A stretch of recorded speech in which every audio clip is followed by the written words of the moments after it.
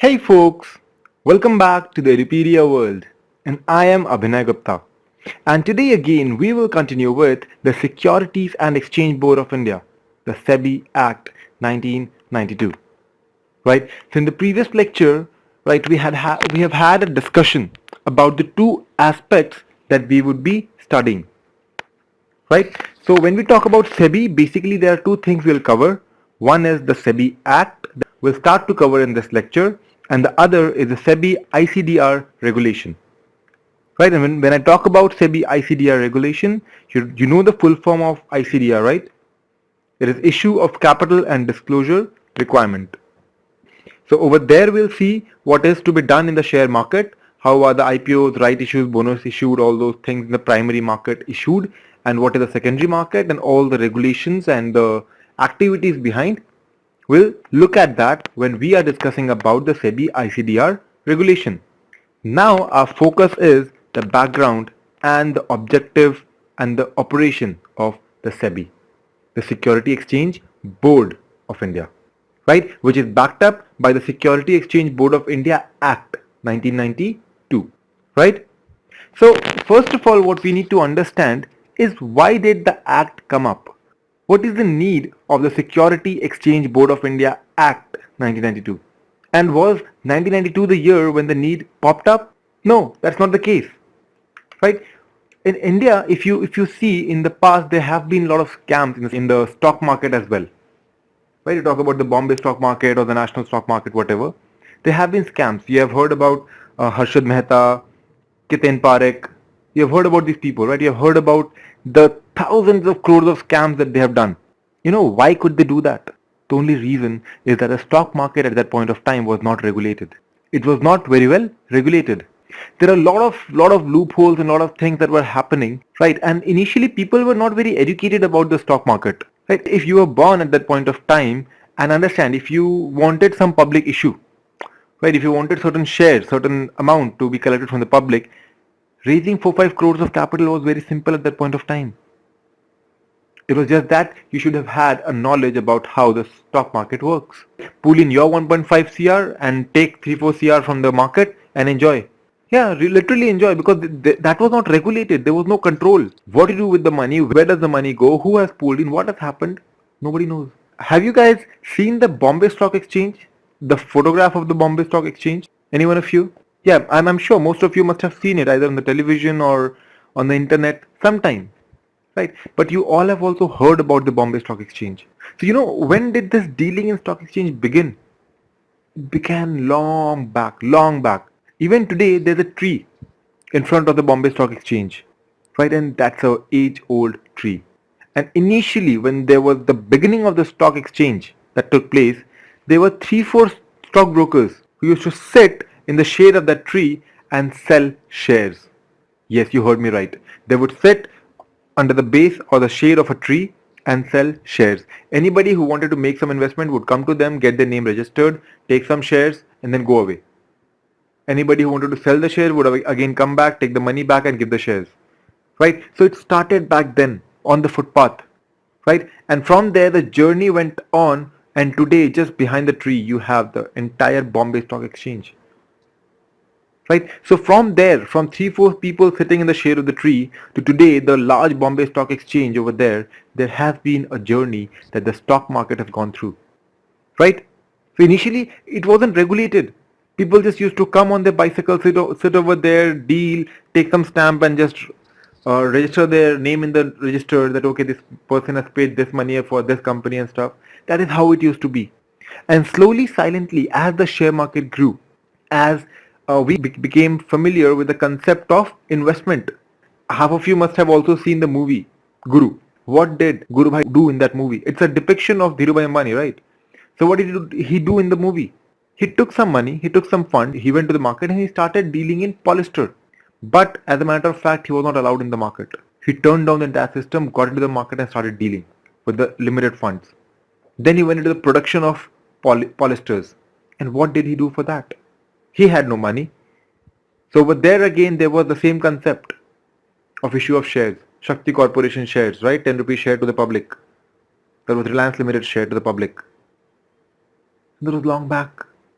long back. So do you think at that point of time we had the SEBI Act to regulate what Dhirubhai Ambani was doing?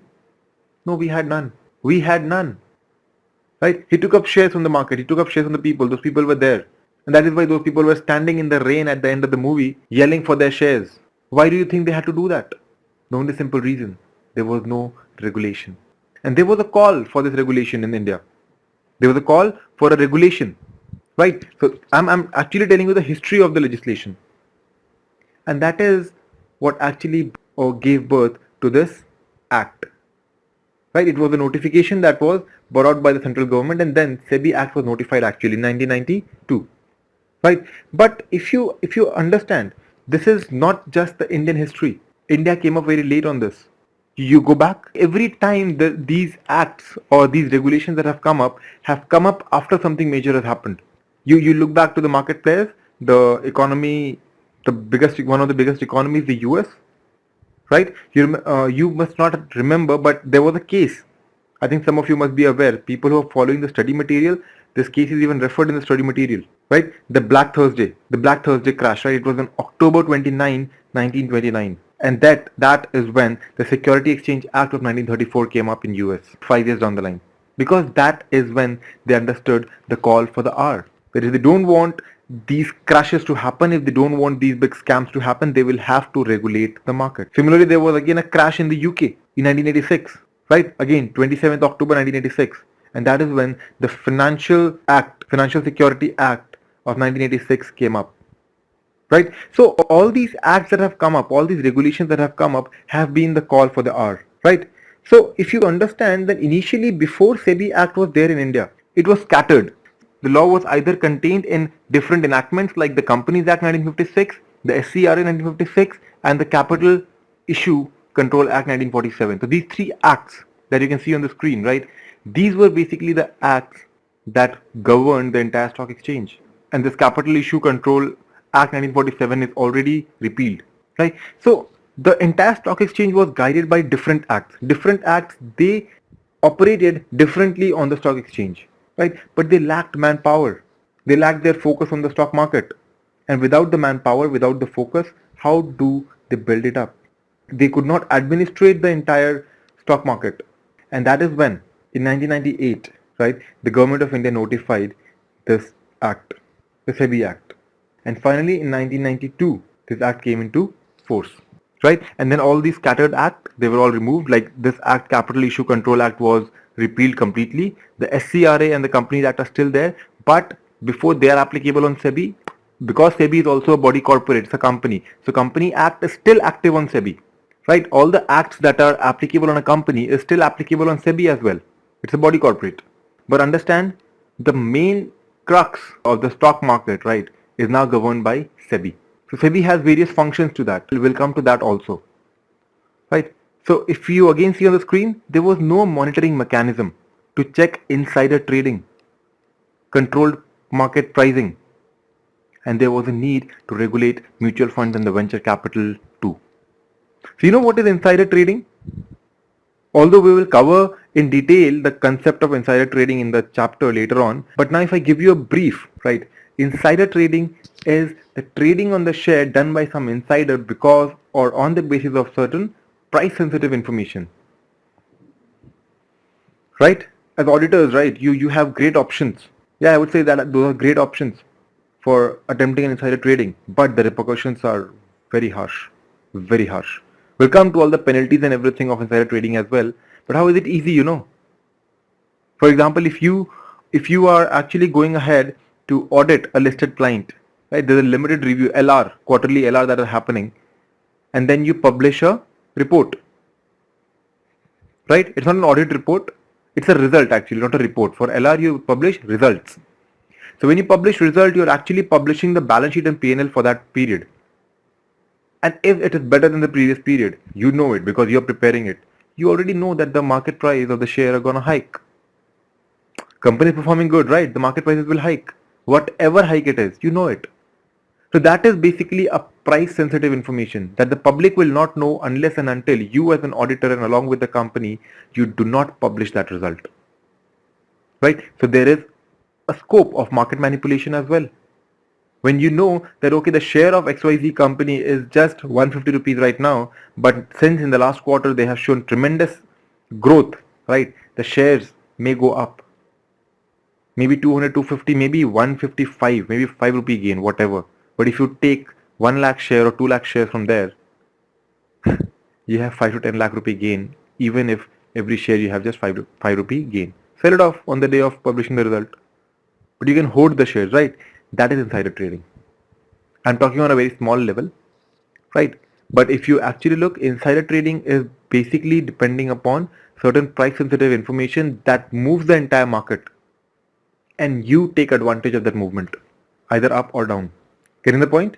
So we will cover this topic or the concept of insider trading again later in the chapter, right? We'll dedicate an entire lecture to insider trading because it's an important topic, right? Uncontrolled market pricing. The prices are going up, going down, going left, right, inside, outside, everywhere. But there's no control. You don't know where the price is going to fluctuate. You don't have a control. Whatever is the fluctuation from 100 to 1000 to again 0, whatever it be. You have no control on that. Plus the mutual funds and the venture capital, everything, all these had to be regulated. There had to be guidelines and regulations to direct these instruments. So the government of India established the Securities Exchange Board of India, which is SEBI. So if you look at the stock exchanges in India, there are multiple states they have the stock exchange, but majority dealings they happen on Bombay Stock Exchange and the National Stock Exchange. You have Ahmedabad Stock Exchange, you have Delhi Stock Exchange, you have a lot of stock exchanges, right? But not every company lists their security on all the stock exchanges. It is done on a particular stock exchange, maybe 2 or 3, because again that would require fee. So although you have a lot of stock exchange, but what are very famous and where generally people go for dealing in securities is the National Stock Exchange and the Bombay Stock Exchange, right? NSE and BSE. Now moving forward, we see the purpose of the act. Now see, I have given you a brief idea about why did the act come up. What was the requirement? There are a lot of industries still in India which are not regulated. Two most important industries from that being direct sales and this one, real estate. RERA has recently come up, right? And even the regulation for direct sales are also coming up. These are two major industries in India running without an act. So similarly, even the stock exchange had been running for a long time without a dedicated act for that, right? Like this, you see, this is a common phenomena. The stock exchange, right? It was covered by the Companies Act, then by the SCRA and the other act, Capital Act. All those things were there, right? But was stock market actually supposed to be covered by them? No, there had to be a dedicated act, right? Because those acts are for their own self. They are guiding their own directions, but you are clubbing, okay, something from every act will form part of the SEBI Act or the stock exchange that will regulate the stock exchange, right? So similarly, for real estate, you had no act. Where would you refer to? You had no act to refer back. Only the capital gain, the taxation things are something that regulated it to some extent because they were putting tax restrictions on that. You know what is circle rate and all those things. So they were regulated to that extent. But a property that is purchased for 10 lakh can be sold for 10 crores 5 years down the line. Nobody has any restriction on that. Getting the point? That is the market huge fluctuation. You need to control that. That is why RERA has come up. Direct sales. It was referred to the Price Trade Money Circulation Act, where it does not at all relate to it. Direct sale is a huge industry, $180 billion industry across the globe, but has no regulation in India. There's a lot of things. India is still going under revolution. Lot of things have yet to come up in India. So now let's get back to the text. That was a little bit of feel that you had to have about the act that has come up, right? So if we look into the purpose of the act, the first one is to protect the interest of the investors, right? If I actually look at the preamble to the SEBI, you know what it reads like? It says it is an act to provide for the establishment of a board, right? Which is a SEBI board, right? To protect the interest of investor in securities and to promote the development of and to regulate the security market and for matters connected therewith or incidental thereto. So basically, if you see, there are 3 categories of people, right, whom they are trying to help. First is the investors. So they are trying to protect the investors. Investors mean people who are coming along to fuse their money into the market, who are coming here to invest because they have certain surplus amount, they want to invest it into the market and to get returns. Right? So SEBI's major concern is to provide protection to them, right? It is to provide accurate information to them, right? Then after investors, there are issuers of security, the companies that come to the market to issue security and raise capital for themselves, right? So that they raise finance securely and in a cheap manner. That is why this has come up. Because if you go to the investors, they may charge you any rates to give you the fund. There is a cheaper way of arranging fund for your company and sharing, not letting it be concentrated, not letting the shares be concentrated to certain people, right? Third, it is also there for the intermediaries, right? Because there is a lot of competition between the intermediaries, right? And there may be a lot of malpractices too, just to overtake one another. So to protect them also and to regulate them, this act has come up, right? So the first thing that we see into the purpose is to protect the interest of the investors in securities, right? Next is SEBI actually helps in promoting orderly and healthy growth of the entire security market, promote the development of the security market, right? It also, how does it promote the growth? It gives you a safer marketplace that people come and invest, right? So security market booms up. But now when there is a security market running, it also has to be regulated. So it regulates the security market, right? And then while it is regulating the security market and all the other incidental matter there too, right? They are also actually promoting the fair dealing. The people who are issuing the security in the market, they should be dealing fair as to what shares they are giving, what amount they are charging, what is the reasonability and all those things, right? And that they ensure that all these people who are coming to raise funds, they get a cheaper market and a secure market to raise funds at a lower cost that they want, right? They're regulating and developing a code of conduct that will actually lay the foundation of fair practices among the intermediaries. You know the intermediaries like the brokers, the merchant bankers and all those other things. We'll come to that also. We'll list you down all the intermediaries as well. Now I'm just giving you an overview that yeah, it is there for the proper code of conduct of intermediaries as well, right? And why is there a need of a proper code of conduct for the intermediaries? What do you think? Yes, it is there to ensure a healthy competition market. The market has to be competitive, the market has to be professional. This is what sets it up like that, right? And then whatever activities are done by the stock exchange has to be monitored by SEBI. We have also seen the activities of the mutual fund and the venture capital also, the merchant bankers and etc. They are also to be managed by SEBI, right? So for matters connected therewith and incidental thereto. So this is the purpose of establishment of SEBI as per the act, right? So if I let you know, then this is the object of the act. This is why the act had come up, right? Then if we look at the short title and extent of the enactment, that means short title, extent and commencement. When did it start? So I have already given you the brief about that. So it came into force on the 30th January 1992, right? But after that again on 30th March an ordinance was passed and on the 1st April of 1992 it was approved and everything went into place. But still the date of enactment, what we take or what we consider is the day when the ordinance was passed by the President of India on 30th January 1992, right? This extends to the whole of India without any exception. Getting the point? And this is known as the Security Exchange Board of India. So the short title for that is SEBI, which has been declared. Right? When I say SEBI, it is not a shortcut that we are using, right? It's a legal shortcut to the entire nation, right? When you talk about SEBI, SEBI is Security Exchange Board of India because that is the short title of SEBI. Getting the point? So that was the basic and the gist, right? So I've given you the trailer before the act. So you know what is the movie gonna be all about, right? Now from the next lecture we'll get ahead to understand and see the beautiful movie of SEBI, right? Because understand SEBI, if I compare it, right, there are a lot of chapters that we have already seen. We have seen directors, winding up, producer company, SCRA, SARFASI, all the interpretation of statute, banking. We have seen a lot of things. But you know what? As a student, we always prefer to set aside SEBI.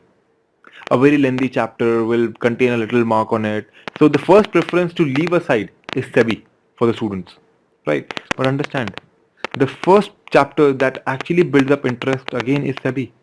Here talking about practicalities in the chapter like directors and stuff. You're talking about the limits. of what is the director supposed to do, what is he not supposed to do and everything. But this is something that happens in practically and impacts you as well, whether or not you are a director, whether or not your company is winding up, whether or not you're a producer company. All those areas are specific. This is the general area that all of us needs to know. You need to know, right, how the securities operate, what is insider trading, what are all those things. Interesting, right? So why to leave this topic? Don't worry, we'll be making this chapter very interesting for you coming forward. Just stay tuned. We'll have a little more, like the lectures will be a little lengthy and the lectures are gonna be a little huge in numbers as well, right? But I'll try to wind up this chapter as soon as I can, right? So you'll be receiving the videos in flow. So every day you'll have few videos on SEBI Act so that even you can track the speed and prepare yourself accordingly. Okay, friends? And then after that, I think there are very, very limited chapters remaining in law. Yeah, there are certain chapters in allied law, I understand. SCR is there and FEMA and those things are there. But don't worry, you'll get all of them. Right? And as I already told you, for audit, you will be receiving the standards and PE for sure before your examination. Right? And rest of the important topics I'll cover. But I'll not cover all the topics which even you know are not very much important for your examination. They may come, they may not come, some attempt are there. So for 5-10 marks, we will not be hurrying up at this last moment. Instead, we'll be going very cool and very comfortable with a deep understanding, detailed understanding of the standards and the PE. Because as I told you, once you cover that, you cover more than 60% of your syllabus. 60 to 70% of your syllabus. Right? So I'll see you guys back in the next lecture. Until then, this is Abhinay Gupta signing off. Thank you and bye-bye. God bless you.